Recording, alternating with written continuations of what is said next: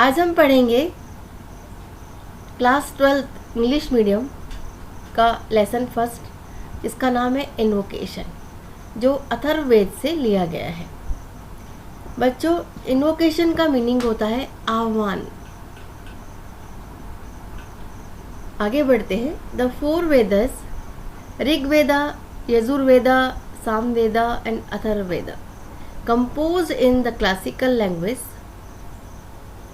Sanskrit are the source books of Indian culture. They have shaped up the age-old Indian civilization. The entire corpus of the Vedas, also called Samhitas, is considered Shruti, a product of divine revelation. They have been transcribed by gifted and inspired seers. They contain eternal truth of life.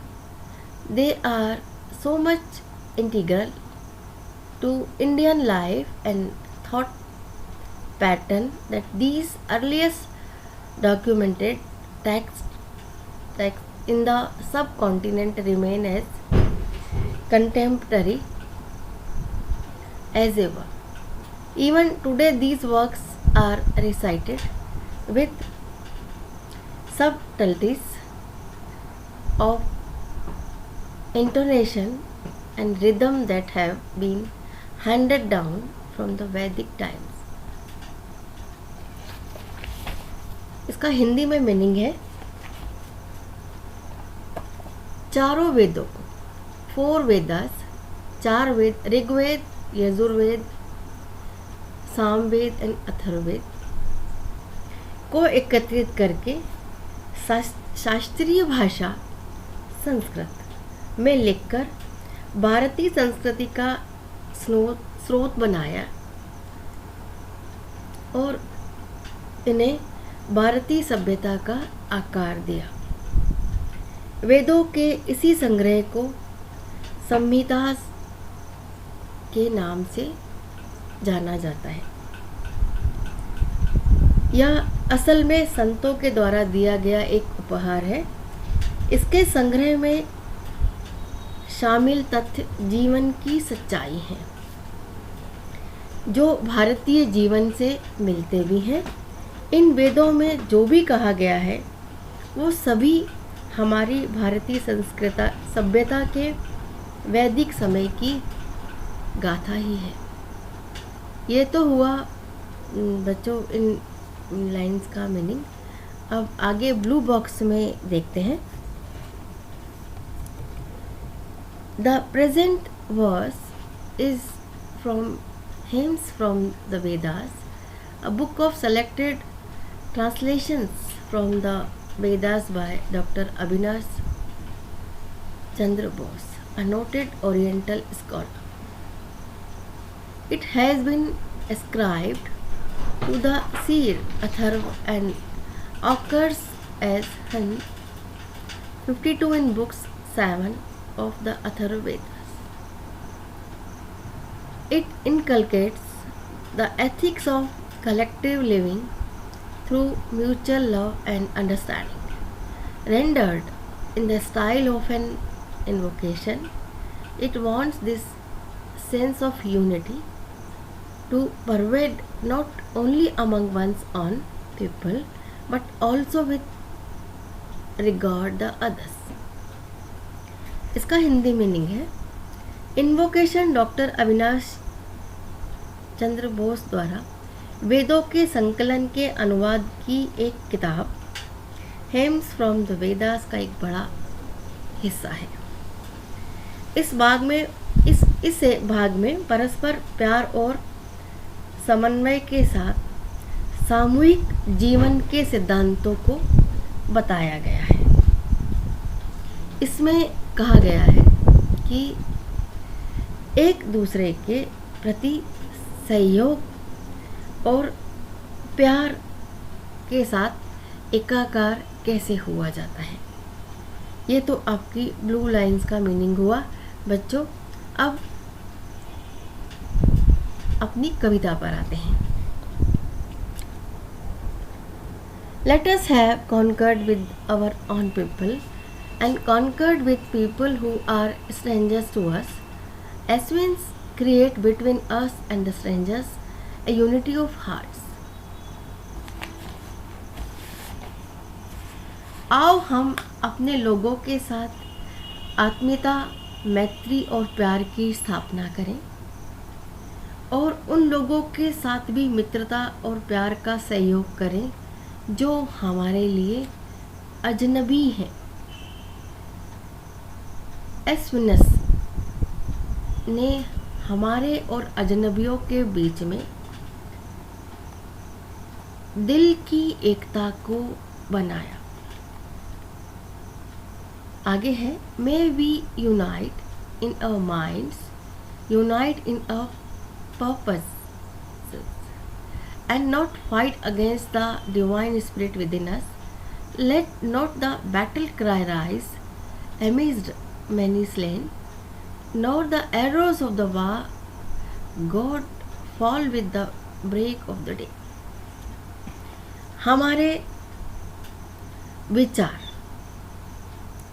और हमारे उद्देश्यों में सामंजस्य यानी समानता होनी चाहिए।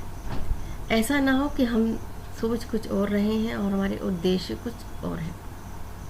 Poet का कहना है कि हमारे मस्तिष्क में जो विचार हैं वह और हमारे उद्देश्य परस्पर सामंजस्य रखना चाहिए या उनके बीच समानता होनी चाहिए।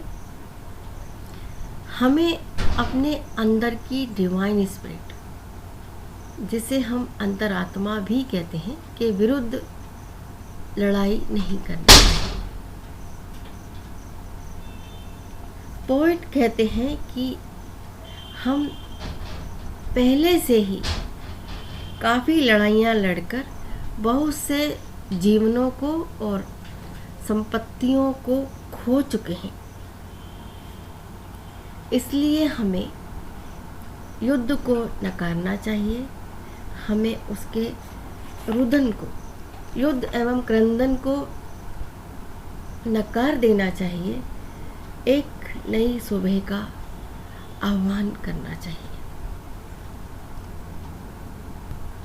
बच्चों, अब वर्ड पावर पर आते हैं। आपके वर्ड पावर में A choose the antonyms of the following words from the text. Discard, destroy, diversity, resolve, worldly, fall, known and demon. इसके एंटोनिम्स हैं conquer, create, unity, battle, divine, rise, stranger, god. Word power में इतना ही आता है। अब हम चलते हैं कॉम्प्रिहेंशन की तरफ। कॉम्प्रिहेंशन में ए पार्ट में आपके सिंगल सेंटेंस वाले आंसर हैं, वो मैं बताती हूँ। Who is the speaker in the poem? The poet is the speaker in the poem, this is the answer. And second, what does concord mean? Concord means friendship and peace among people and countries. Third one is, whose concord is wished for at first? Concord with our own people is wished for at first. Fourth, who are Aswins? Aswins are the dual god who symbolize perfect unity of the natives and the strangers. And last one is, what shouldn't be fought against? The divine spirit within us shouldn't be fought against. बच्चों, comprehension के B और C part के question book में से देखना और answer मैंने यहाँ दिए हैं, उनको देखना। बहुत ही सिंपल लैंग्वेज में है, इजीली याद हो सकते हैं।